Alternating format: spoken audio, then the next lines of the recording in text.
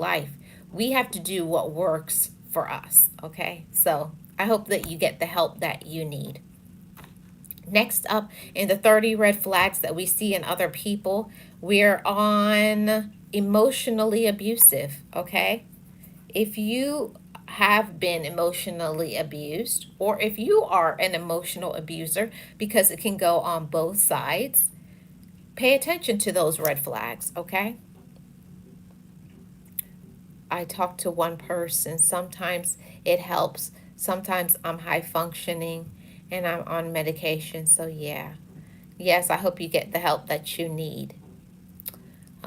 Realist says more people than we know can relate. Yes, realist. Yes, yes, yes. I know a lot of people are affected by red flags. So let's go on to another red flag is somebody who's very secretive. Now, don't get me wrong. It's one thing to walk in silence and not tell people everything that you have going on. But I mean the people that you know, they're your friends. They're the people you care about. They're the people you love. And they're just secretive about everything. That's something that's very weird, okay? They keep a lot of secrets. They don't talk about anything. That's a red flag. Pay attention because you never know. Like, could that secret be that this person could be a sociopath?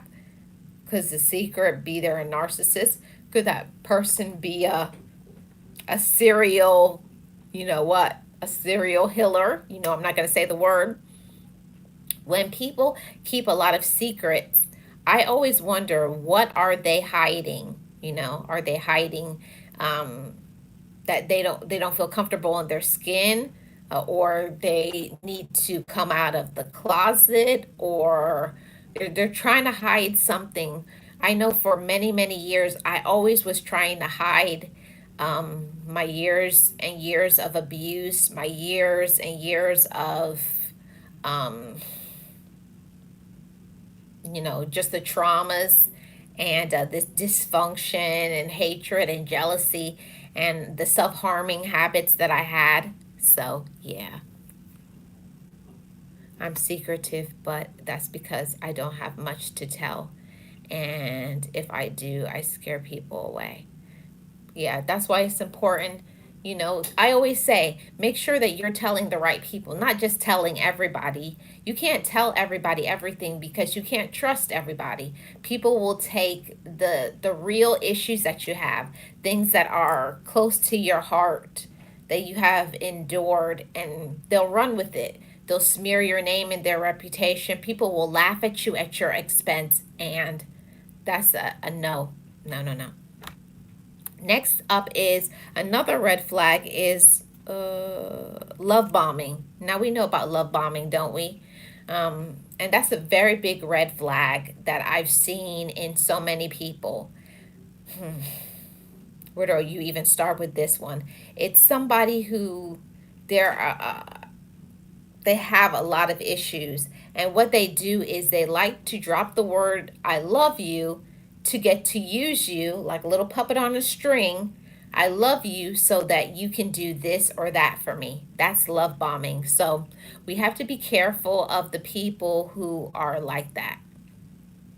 We do. We have to be careful of the people who say they love you with conditions. It's conditional loving. There should not be conditions on love. People should love you just because of who you are, not because of what you do. And that's a classic thing that I had to learn in overcoming years of trauma, years of being abused and taken advantage of. I always felt that I had to do certain things for individuals, or they would say, "You don't love me if you won't do this for me." That's a measure of control. That's a measure of jealousy. That's a measure of so many things wrapped up into one. And if you have people in your life that they only love you when you can do things, when you can do things for them, and when you can't do things for them, they don't love you anymore. So that's something to pay attention. Major red flag. If people only love you when you can do something for them, or when you can give them your money, or you can give them your time,